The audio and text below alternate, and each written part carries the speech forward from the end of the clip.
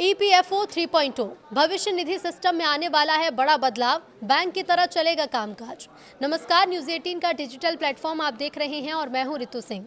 EPFO सदस्यों के लिए एक अच्छी खबर है। अब देश भर के सभी कामगारों को अपनी भविष्य निधि से जुड़ी हर जानकारी अपनी ही भाषा में बिना दफ्तर के चक्कर लगाए एक क्लिक पर मिलेगी। कर्मचारी भविष्य निधि संगठन यानी ईपीएफओ अपने सिस्टम को पूरी तरह नए रूप में ढालने जा रहा है ताकि आने वाले सालों में करोड़ों लोगों को ज्यादा फास्ट, पारदर्शी और आसान सेवा मिल सके। यही बदलाव ईपीएफओ 3.0 के नाम से जाना जाएगा।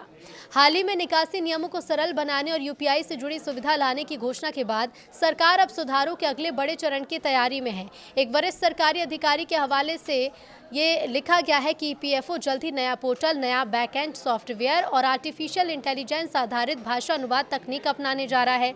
इसका मकसद है कि अगले 10 सालों में सदस्यों की संख्या बढ़ने पर भी सिस्टम बिना अटके सुचारू रूप से काम करता रहे। सेंट्रलाइज सिस्टम पर काम करेगा संगठन।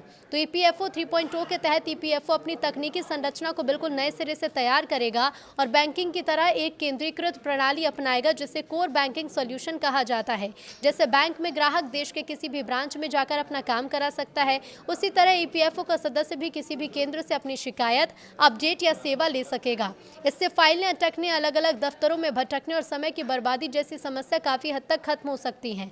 ये बदलाव ऐसे समय में हो रहा है जब नए लेबर कोड के लागू होने के बाद ईपीएफओ का दायरा संगठित क्षेत्र से निकलकर असंगठित क्षेत्र तक फैल रहा है।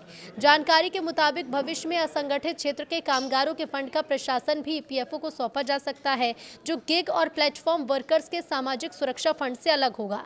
फिलहाल ईपीएफओ के पास करीब 8 करोड़ सक्रिय सदस्य हैं और लगभग 28 लाख करोड़ रुपए का कोष ऑपरेट किया जा रहा है। इतने बड़े स्तर पर काम करने के लिए मजबूत और आधुनिक तकनीकी ढांचा बेहद जरूरी माना जा रहा है। एक अधिकारी का कहना है कि ईपीएफओ 3.0 के तहत पूरी तरह नया ढांचा तैयार होगा। बैकएंड में कोर बैंकिंग सॉल्यूशन आएगा। इससे हम संगठित और असंगठित दोनों तरह के कामगार की बढ़ती संख्या को संभाल सकेंगे। काम का पैमाना बढ़ेगा, इसलिए पूरे सिस्टम में बदलाव जरूरी है। अभी छोटे छोटे सुधार हो रहे हैं, लेकिन अगला चरण भविष्य की सभी जरूरतों को ध्यान में रखकर तैयार किया जा रहा है। सिर्फ तकनीक ही नहीं बल्कि भाषा भी इस बदलाव का बड़ा हिस्सा होगी। ईपीएफओ अब चाहता है कि देश के अलग अलग हिस्सों में रहने वाले लोग अपनी मातृभाषा में जानकारी हासिल कर पाएं। इसी उद्देश्य से एआई आधारित ट्रांसलेशन टूल्स का ज्यादा इस्तेमाल किया जाएगा।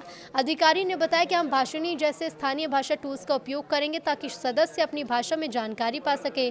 भाषिणी इलेक्ट्रॉनिक्स और सूचना प्रौद्योगिकी मंत्रालय द्वारा विकसित एक आर्टिफिशियल इंटेलिजेंस आधारित भाषा अनुवाद करने वाला प्लेटफॉर्म है जो अलग अलग भारतीय भाषाओं में तुरंत जानकारी देने में सक्षम है। कुल मिलाकर ईपीएफओ 3.0 का मकसद सिर्फ एक नया पोर्टल बनाना नहीं बल्कि एक ऐसा डिजिटल सिस्टम तैयार करना है जो तेज हो, भरोसेमंद हो और देश के हर कामगार तक उसकी भाषा में पहुंचे। अगर योजना सफल होती है तो भविष्य निधि से जुड़े काम पहले से कहीं ज्यादा आसान, पारदर्शी और समय बचाने वाले बन सकते हैं।